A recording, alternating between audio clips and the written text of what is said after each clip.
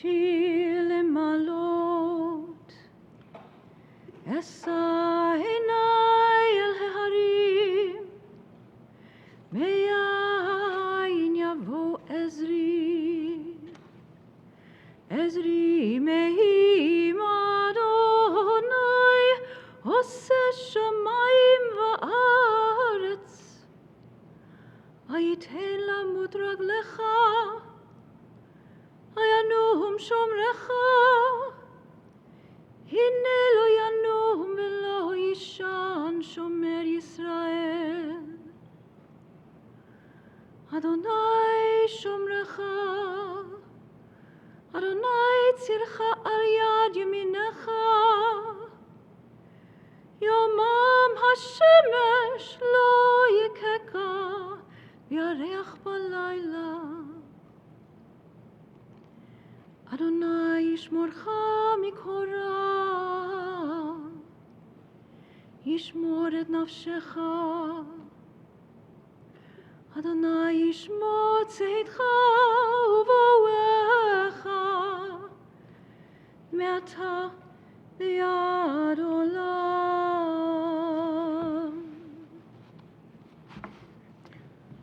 Psalm 121, a psalm of ascent. I turn my eyes to the mountains. From where will my help come? My help comes from Adonai, maker of heaven and earth. Adonai will not let your foot give way. Your guardian will not slumber. The guardian of Israel neither slumbers nor sleeps. Adonai is your protection, a guardian at your right hand. By day the sun will not strike you, nor the moon by night. Adonai will guard you from all harm and guard your life. Adonai guards your going and coming, now and forever.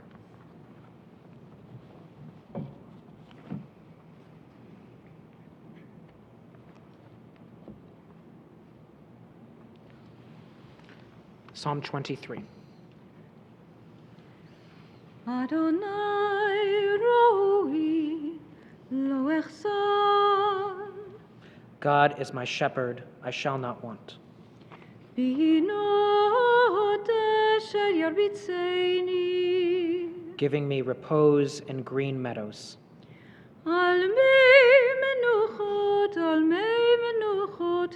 yenahaleini. Leading me beside the still waters.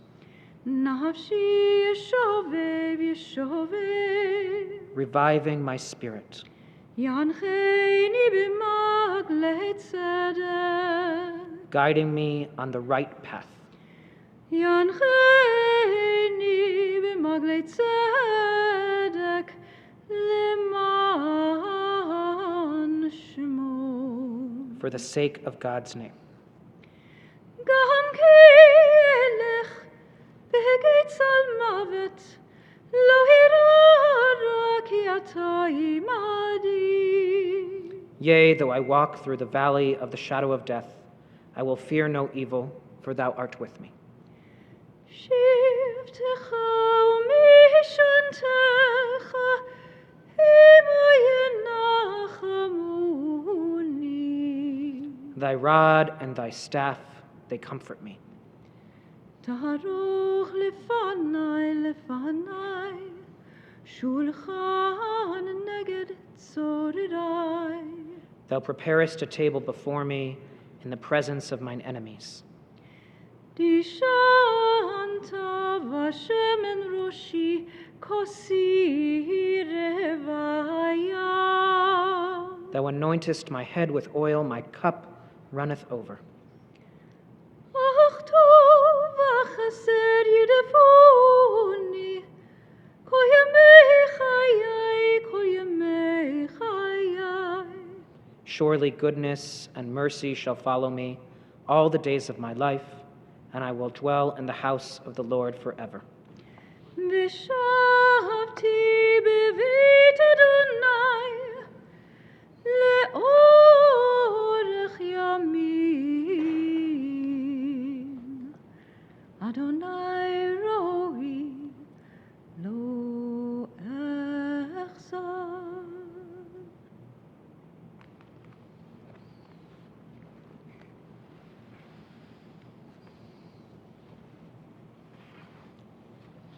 We gather together today to honor Howard Nagelberg, who lived a bold and beautiful life. A Jewish funeral is called a levaya. It's an accompaniment. We accompany Howard at the end of his life from here to his place of rest. We witness his greatness. We recall the values with which he lived. We remind ourselves that because he lived such a bold and beautiful life, his memory, his legacy, and his touch will go nowhere. They will remain with us and be treasured for years and years to come.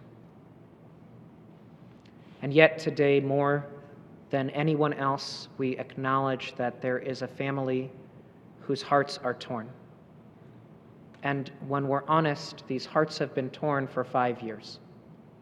They've been 5 long, hard years. There's no suffering like what happens when the one you love most is suffering. It tears us up inside. And there's been 5 years of losing Howard, one piece at a time. And then suddenly, he was gone. And so today, I know everyone in this room reaches out their hearts most especially to Sandy, to Allie and Danny, to Robby and Shara, to Lisa and Jeff, and to Howard's beautiful grandchildren, to Jack and Ella, Lexi and Maddy. There are so many lives that Howard touched, but there is nothing he loved more than his family. You said the other day, Sandy, he was away from home a lot, but he got home as fast as he could, every time, because nothing mattered more. We'll honor Howard today by sharing words from Senior Rabbi Michael Siegel, who loved Howard so much. Rabbi Siegel is unfortunately out of the country right now. He's been in touch with the family and sending his love. These are his words. Kol omer, kra, ve'amar ma ekra. A voice says, cry, and I say, what shall I cry? Kol hapasar chatzir, ve'chol chasdo ketzitz hasadeh. All flesh is grass, and all goodliness thereof is as the flower of the field. Yavesh chatzir, navel tzitz, ki ruach Adonai noshva bo. The grass withers, the flower fades, when the wind of the Lord blows upon it. Achein chatzir ha'am. Surely, the people is grass. In chapter 40 of the book of Isaiah, the prophet reflects on the temporal nature of our being. We live our lives with the illusion of strength and vitality, and yet, in an instant, we are reminded of our frailty. In a moment, our entire reality can change. There are moments in our lives when we are reminded that truly all flesh is grass. This was Howard's story. A freak accident, a misstep, a fall from a dock, and everything changed. There is no rational reason to think that Howard should have survived that fall. Had it not been for Sandy's presence of mind, a remarkable German trauma center, Howard's will to live, and the grace of God, he would not have lived. These past few years have been miraculous. But to make the story of his fall the frame for Howard's life would be wrong, as it is unfair to his memory. No. There is a great story to tell here. Not one that focuses on the frailty of the human body, but on the indomitable spirit and strength of this man. A story that focuses on the bond of love that encapsulated Howard and Sandy's marriage. Sandy, says Rabbi Siegel, I remember those calls from Germany and our conversations about hope. It should be said that you could not have done more for Howard. Through your unrelenting efforts, Howard was given years of life. The story that we tell today focuses on the power of family to support and heal one another, of children who loved their father, who were at his side, and of grandchildren who brought Howard joy, and of a sister with whom Howard shared an extraordinary bond.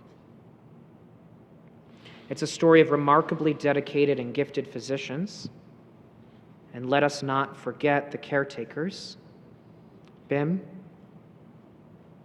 and Patsy and Edna, who cared for Howard in such loving and incredible ways.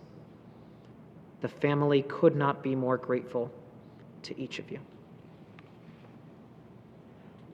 All of this is part of the story of Howard Nagelberg. But it is our responsibility to remember Howard as he was in life, not to truncate his memory, but remember the man as he was in the fullness of his life. Howard was born in Chicago to Joseph and Freddie. He and his sister Lisa grew up in a loving home, a place where he learned the true meaning and power of family, of mishpacha. It was a lesson that would help define him. Though they were 5 years apart in age, Lisa remembers an older brother who always looked after her, who was her safety net throughout life. As children, Howard babysat Lisa on Saturday nights. Howard would even bring Lisa with him to Northwestern basketball games. Most brothers would not have decided that their much younger sister would be company for these outings, but Howard did. From childhood forward, Howard was always a protective and loving brother. Howard graduated from Evanston High School and was off to the University of Michigan. He was blessed with a keen mind, a great sense of humor, and a remarkable vocabulary. Years later, his legal colleagues often found themselves going to a dictionary to look up words that Howard used in conversation. From there, Howard attended the law school at the University of Chicago. Howard was a very successful lawyer. He loved the law and practiced with intelligence and integrity. As Suzanne Bassett Smith, a person who Howard mentored and worked with for more than 4 decades, said of him, Howard was the smartest lawyer with whom I ever worked. He was skillful, thoughtful, ingenious in his ideas, and practical. He knew how to craft a transaction to meet his client's needs and how to accomplish the client's goals with any transaction. Howard was far more than a lawyer to his clients. He was a concierge to many and a trusted advisor to all. He understood his client's business almost better than they did, and he was intuitive about their business goals and needs. Clients listened to Howard. They wanted his overall advice, not just his legal advice. Howard developed client relationships that lasted for years. Here I want to note that it's one thing for people to seek out a person out because they're a good lawyer, but Howard was sought out because he was also thoughtful and caring and wise. Now, Howard would joke with Sandy that nobody listened, but of course that wasn't true. People did come to him. Howard was ever generous with his time, and yes, they did listen. Howard was loyal to those with whom he worked, people like Marion, of blessed memory, who served as Howard's very able administrative assistant for all those years. It should also be noted that Howard supported women in the law at a time when many others did not. He took his role as a mentor seriously and impacted the careers of many a lawyer along the way. For example, for 10 years, Howard served as an adjunct professor at Northwestern. And for 3 years in a row, he received the award of Best Adjunct Professor, for which he was nominated by his students. He was a rock and an anchor for people. According to our tradition, above Torah and kingship is the crown of a good name, a Ketzer Shem Tov, and Howard had a true Shem Tov, a good name. It was at the University of Michigan that Howard met Sandy. The circumstances of their meeting were interesting, to say the least. The story had to do with Howard's then-girlfriend visiting and staying in Lisa's room. Lisa invited Sandy over, and they all slept on the floor. But this led to Sandy meeting Howard and asking her out. Sandy says that they fell in love quickly. In her words, he was very funny, very appealing, very intelligent. It took 5 years for the two to marry. There was law school and elementary school teaching, but eventually they stood under the chuppah together. And that image of the two of them standing under the bridal canopy together is so resonant with meaning, as it represents the home that the couple built together. I think of the words of one of our rabbis who once said, "Don't refer to my wife as Ishti, my spouse, rather as Beiti, she's my home." Sandy, you were Howard's home, and he was yours. You may have walked out of the chuppah 52 years ago, but the chuppah never left you. You have been together since you were 17 years old, and Howard was 18. He was, as you said, your whole life. You were privileged to share a wonderful marriage and a wonderful life filled with theater, travel, and friends, a full and wonderful life. Most importantly, the respect and love that you felt for one another was palpable to all those who were in your presence. Together you built a wonderful bayit, a house for Ali and for Robby. Howard traveled quite a bit for his work, but he was present for his children in everywhere he could be, whether it was Robby's hockey or events at Ali's school. Howard was present. Ali, you have so many warm memories of your father. Your dad brought you to more sporting events than you can recount. Ali said, "I liked sports because he liked sports and I liked him." Howard was in fact a sports fanatic. His encyclopedic knowledge of sports trivia was known even to his fellow fans in the stadium, who would come up to Howard with their questions. You shared with your dad, Ali, also a love of food and healthy living. When you went out to restaurants, you inevitably ended up ordering the same dishes. Howard was the one who took Ali on her college visits. He was a constant source of humor in the form of that sarcastic, sharp wit, which he was known for, and a source of advice. Ali, you said that you ask yourself often, what would Dad do? Most of all, your father was endlessly and unquestionably by your side, offering unconditional support and love. And Robby, words don't begin to describe the depth of your relationship with your father. You said that even though your father worked long hours, he was always, always there for you. You remember how he was early to everything, how he was supremely organized, how he dotted all his I's and crossed all his T's. You had years of throwing a ball with him in the front yard, of golfing together, of your dad coaching your teams, and of dad taking you to witness his prowess at one of his favorite sports, negotiating with car dealers. Even as you moved across the country, your dad stayed so involved in your career. He was the best ghostwriter, and deeply invested in your life, visiting as often as humanly possible.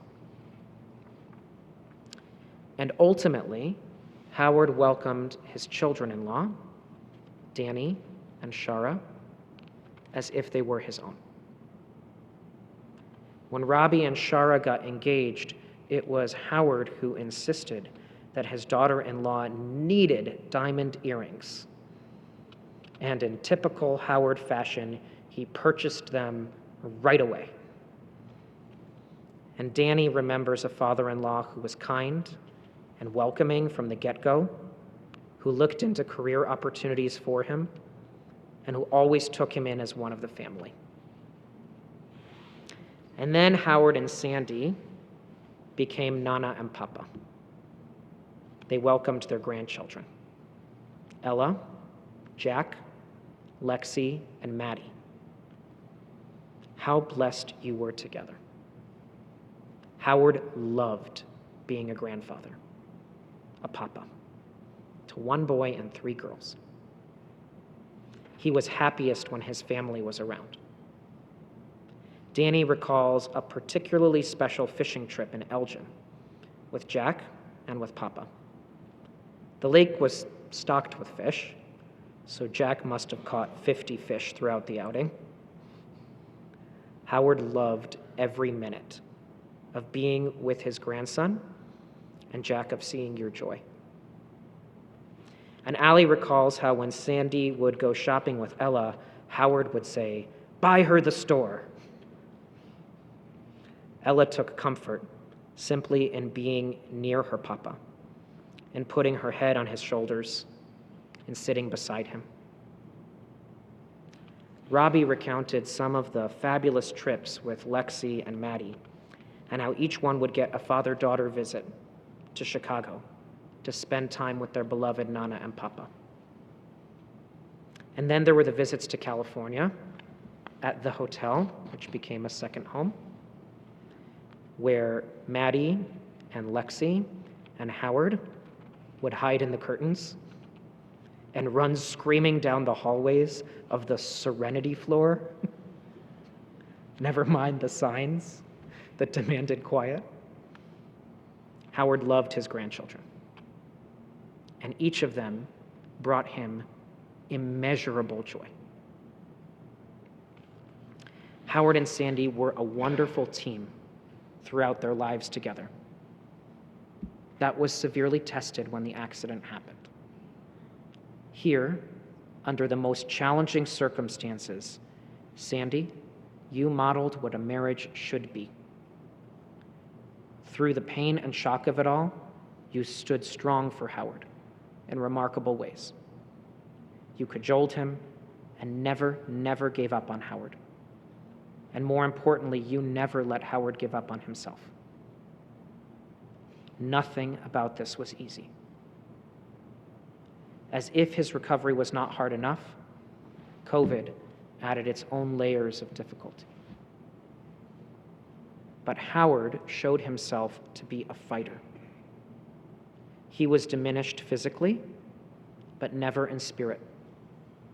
Howard fought it, and through it all, he remained himself. Rabbi Siegel says, I remember visiting with him and Sandy and being amazed at his smile and the spirit with which he would welcome me into their home. he was also blessed with a very Jewish soul. Throughout his life, Howard had great respect for tradition and quietly and generously practiced the art of tzedakah. Howard would give people the shirt off his back. He even went to the ends of the earth and back to assure that his cousin received a kidney. And just ask the family about Howard's relationship with basketball player Joe Caldwell, and you will understand the spirit of this man who would stop at nothing to do right by those he believed deserved justice, even if he didn't know them. Howard embodied tzedakah in a way that emanated from his very being. Howard had a beautiful neshama, a beautiful soul. I will never forget the look on his face when sounding the shofar in their living room. In these last months of work, the therapy, the coaxing seemed to be paying off. Howard was improving in remarkable ways. His ability to speak Spanish returned to him.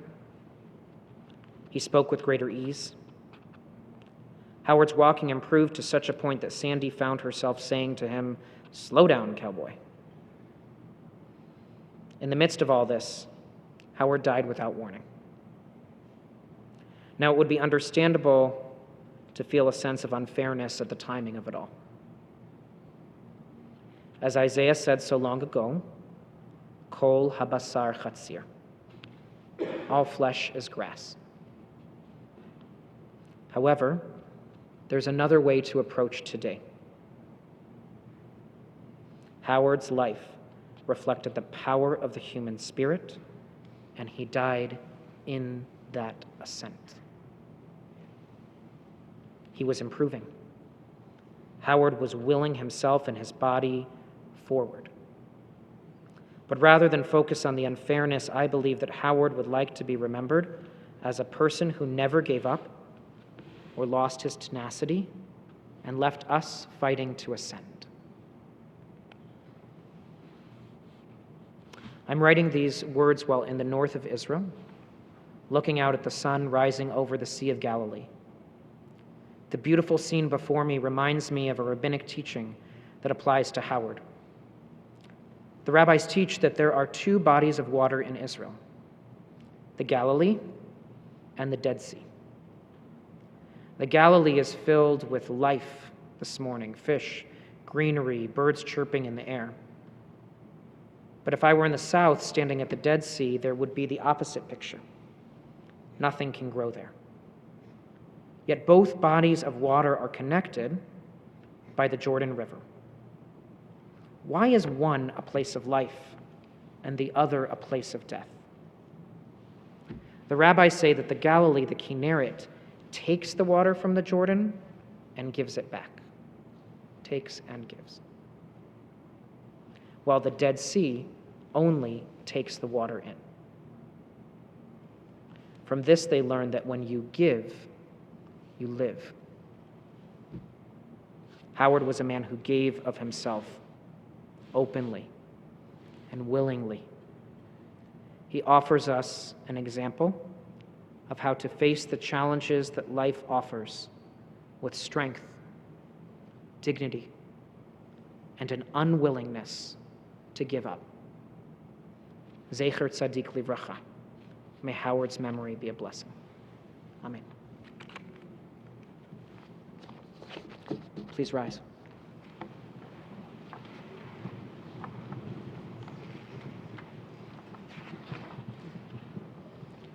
We'll turn to say El Malei Rachamim, asking God to provide the peace and rest that Howard deserves. El Malei Rachamim, Shochen Bamromim, Hamse Menucha Nechona, Tachat Kanfei Hashchina, B'malut Kedoshim u'Tehorim, Kezohar Harakim Mazhirim, Et Nishmat Tzvi Avraham Ben Yosef Freida Shalach Leolamo Vegan Gan Eden Tehei Menuchato Ana Bal Rachamim Hastirehu Beseder Knafecha Leolamim Utror Bitror HaChayim Et Nishmato Adonai Hu Nachalato Yanuach B'Shalom HaMishkavo V'nomar Amen.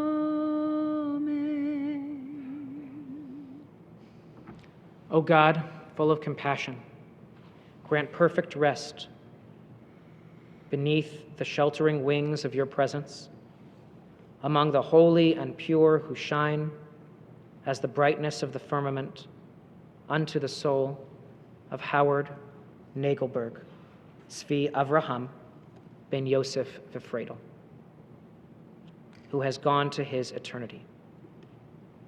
Lord of mercy, bring Howard under the cover of your wings, and let his soul be bound up in the bond of eternal life.